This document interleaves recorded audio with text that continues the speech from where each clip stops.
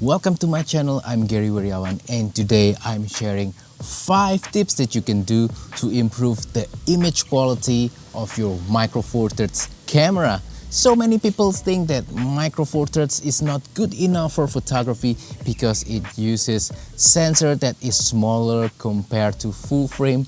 I think that is not true at all. Well, yes, Micro Four Thirds image quality might not be as good as full frame in my opinion. However, if you know what it can and cannot do, you can maximize the potential of Micro Four Thirds image quality. So hopefully by sharing these tips, I can help you to be more confident with your Micro Four Thirds camera and hopefully take better pictures. First tip is to shoot in RAW. By shooting in RAW instead of JPEG, you'll be able to retain more information inside of your photo, especially in terms of dynamic range as well as in terms of color. And then you can recover all this extra information later using Adobe Lightroom or your other favorite RAW editing software. And you can really process these raw images really flexibly and you can end up with some incredible looking results. I will show some sample pictures taken using RAW format using Micro Four Thirds camera. Well, I know what you think. This is cumbersome, this is an extra step and it could slow down my workflow. Well, yes, you are right. Shooting in RAW takes a little bit more time, especially in the processing section. You have to open up Lightroom, you have to edit them, you have to export them before you can end up with the final image. But this is really worth it, especially for mission critical photos. If you are traveling, if you're doing critical landscape photography, this could really save you. Second tip to improve Micro Four Thirds image quality is to use large aperture prime lenses.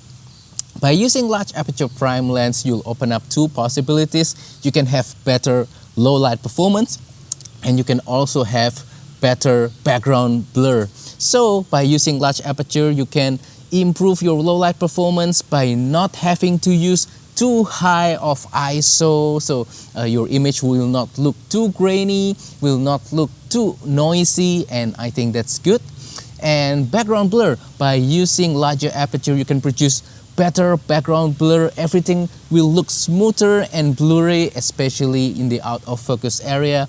This is characteristics of proper camera, large sensor camera. So this might be something that could improve the image quality of your photographs. So over here I have some examples of prime lenses with large aperture that is not too expensive and not too bulky. So let's start right here. I have the Panasonic Lumix 14mm f2.5. It's not terribly large aperture, only f2.5, but this is already large enough in my opinion to get both background blur and better low light performance compared to just using kit lens or something like that.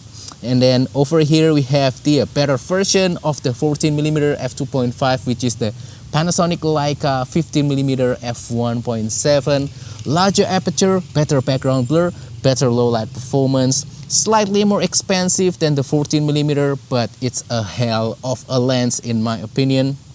We have an underrated lens right here. This is the Panasonic Lumix 20mm f1.7. With slightly longer focal lengths, you can get even more background blur, and this is also as sharp as the 14 and the 15 as well. Really nice lens in my opinion. And then on the Olympus side, we have the Olympus 45mm f1.8. So telephoto focal length, good for portrait, you get that nice background blur that we were talking about, and also better low light performance as well, f1.8. Last but not least, this big lens right here, this is one of my favorite. This is the Olympus 75mm f1.8. Maximum background blur, especially for portrait. This is really nice. A little bit more expensive compared to the other guys that I just mentioned, but man, oh man, when you get the chance to use this lens, you will be surprised with the result. Third tip to improve your Micro Four Thirds image quality is to not be afraid to shoot in higher ISO. So it's better to have a noisy image because of high ISO rather than having an image with unwanted motion blur because you are using too slow of a shutter speed. So noise in Micro Four Thirds, many people already talk about this. This is a problem with small sensor. Well, that is true, but in my opinion, Micro Four Thirds noise, especially with Micro Four Thirds camera from 2014 and above, I think they are not that offensive. They look grainy, but they look organic. They're not offensive, and they're just pleasing. Well, I'm confident to use my Micro Four Thirds camera up to ISO 3200, sometimes 6400, and I don't really have any problem with the noises, except in some extreme conditions, maybe some low light landscape maybe, but that's very rare occasion. For what I do every day, 90% of the time, I'm okay with the noise of my Micro Four Thirds camera. And if you are concerned with the noise of Micro Four Thirds, you can just use some noise reduction software. Lightroom has a cool denoise algorithm, and then also maybe you can check out DxO Pure Raw. They have some of the best algorithm for combating noise, and they produce great result as well. Next tip to improve your Micro Four Thirds image quality is to avoid using generic focal lengths. What I mean by generic focal lengths is focal length that is used too frequently. You see it many times, especially because people nowadays are using smartphone for photography. So in Micro Four Thirds, I think the most generic focal length is around the 14-15mm kind of zoom range that is equivalent to about 28mm in full frame terms, and that is exactly the focal length of modern day smartphones. So if you're shooting with that focal length and you compare it side by side with a smartphone picture, if you're shooting the same subject, chances are it will look pretty much the same. So yeah, my tip is to use different focal length, especially tighter focal lengths, telephoto focal lengths. You can get more compression, you can get better subject isolation and emphasize, so you'll avoid looking generic, you'll avoid looking like you're taking the picture using a smartphone, and it'll instantly give the impression to the viewer that you are using a proper camera for capturing that particular photo if you are using tighter focal length. Anyway, if you must shoot using 14mm or 15mm focal length, then I can give you some tips, and that is to use some advanced compositional techniques. Use a frame within the frame, use some, weird kind of angle to make your photo look more unique, do some layering, and do better storytelling by involving things like leading lines or adding context into your image. That kind of stuff can really help to make your photo stand out.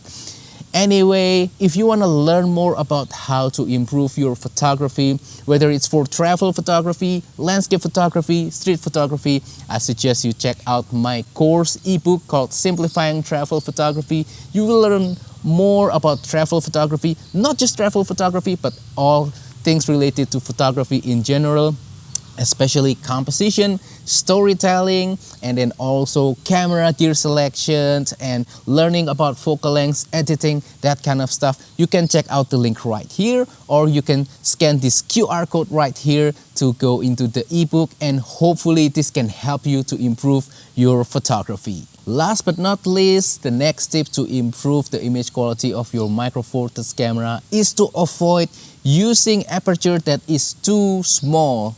I mean, the sweet spot for most Micro Four Thirds lenses is about f4 or f5.6. Sometimes if it's a prime lens, then you can get away shooting at f2.8 and everything will look sharp already without having to stop down more. Many people have this mentality when you are shooting with Micro Four Thirds because they are using different camera formats before Micro Four Thirds, and most other camera formats will encourage you to stop down to f8 or f11. Well, if you stop down to f11 in Micro Four Thirds, then you'll start to see some diffraction effects, and picture will look kind of soft, like it's a little bit out of focus because the aperture is too small, and that's not good for your image, and that makes everything not looking sharp, and yeah, you don't want that. So my advice is to stay with f4 or f5.6. Remember, Micro Four Thirds is a smaller sensor camera format, so everything will be in focus anyway. I mean, more things will be in focus, so you don't have to stop down too much to get more depth of field, more areas in focus, especially true for landscape photography. So yeah, keep it to around f4 or f5.6. If you must f8, but I would say avoid f8, just go with f5.6 or f4 or larger, you'll be fine. And that wraps up today's video. Hopefully these tips will help you to take better pictures using Micro Four Thirds and be more confident with the image quality of your camera. So please share down below, what are your tips for improving the image quality of your camera, whether it's Micro Four Thirds or different camera format. Let's have a discussion down below. If you have any question, comment down below as well, and I will try my best to answer them. Hopefully you like this new format where I'm doing this video outdoors, not in the studio. I want a little bit of change, and hopefully this is something that can contribute positively to my video, and hopefully you'll also enjoy. Anyway, don't forget to support my channel by liking this video, sharing this video, subscribing to my channel down below. If you want to support my work even further, consider using the affiliate links on the description or use the super thanks button to make a small donation to my channel. Thank you, and I will see you on the next video. Goodbye.